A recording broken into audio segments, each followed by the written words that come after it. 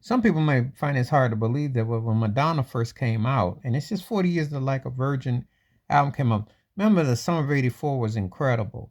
I mean, Michael Jackson was hotter than Hades, Prince, Explore Crazy, and Madonna. I'm going to talk about Madonna though. She first came out, they tried to push her off like she was black. The disco had caused all of the backlash and hate. But a white girl from the Midwest, from Michigan, they tried on her debut album. Because, as a matter of fact, she worked with Reggie Lucas, who was half of the writing production team of him and James and Toomey.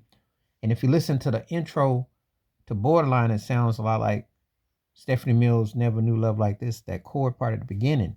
So the tone and the pitch was there. There was a lot of black fingerprints all over her early work. As a matter of fact, the Like a Virgin album, which was produced by the legendary Nile Rodgers. And she worked with a lot of African American artistry and so on and so forth and themes over her career. But they didn't, they tried to keep her low key on her album covers. It was a game that the industry played. We wanted somebody white to sound black, but from a female perspective, because obviously the elephant in the room, like someone like Tina Marie, was embraced, but Tina Marie stayed genuine. Madonna was more pop, and it wasn't going to last, and she wasn't. But it was pushed like that. It was pushed like that. You know, the old industry hook and bait. You thought you were black, you sound black. We're gonna push this agenda narrative, which I've talked about culture vultures. Madonna is seen as a culture vulture.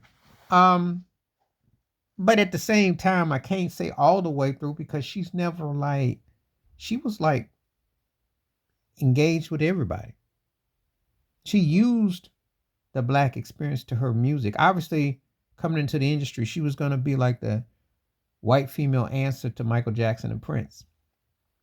And that's why they were three of the most important artists of the 80s, you know.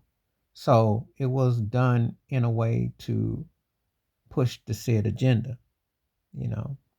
Now, where we go from that is that people that are offshoots and offsprings of first stylings don't get the same results. Obviously, you see Lady Gaga, who had black backing and went to the direction, didn't quite hit the levels Madonna did, but it was done that way.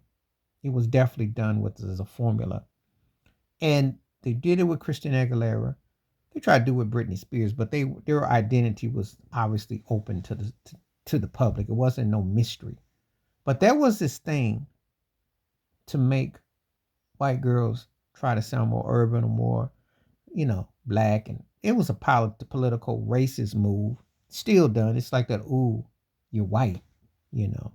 That's what the industry does. A lot of cosmetics, a lot of makeup. But Madonna was one of them that came there. And actually, 40 years ago, when that Like a Virgin, that whole thing blew up, obviously her identity was open and whatnot. But it was something that was done by the industry on purpose to identify with. It's always been the chic thing to try to sound or to appear or be down. And then once you hit your bag, then you dash.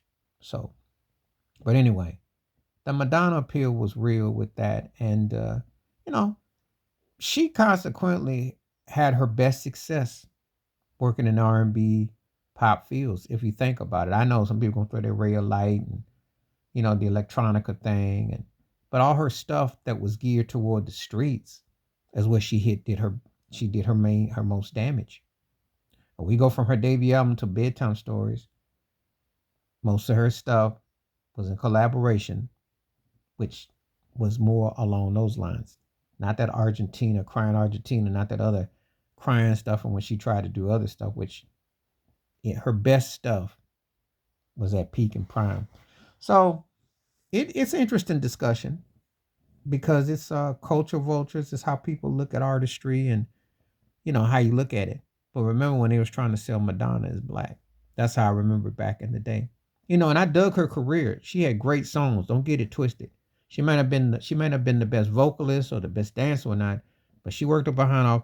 She had great classic songs which complemented her stylings as an artist.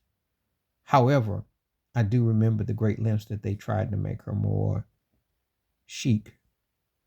And she actually wanted to work with there was a New York production firm, Paul Lawrence and them, who worked with Freddie Jackson and Barry Eastman, they had a sound in New York, and Melissa Morgan and acts like that. She wanted that sound. She wanted that click because she was always trying to be down. She was always trying to be down. Please like, subscribe, welcome thoughts, comments, and I do respond. Thank you. Wash your hands, keep your mind clear, watch out for another, and share it if you like my piece.